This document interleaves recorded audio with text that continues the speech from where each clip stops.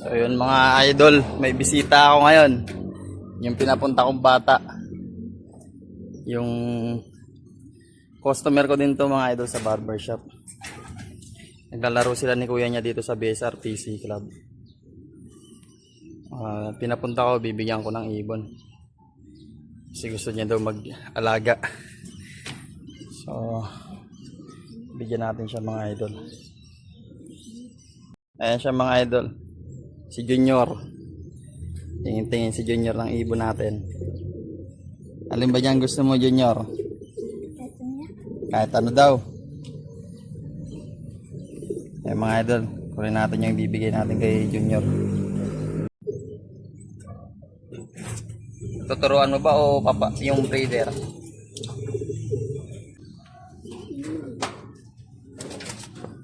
Ito napili niya mga idol.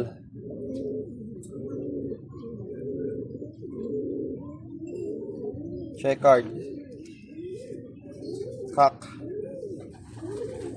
Ito napili niya mga idol. Yung ibon. Ayan. Junior, nakapili na. Ayan na napili niya. Ayos, Junior. Ayan. Cock, checkered.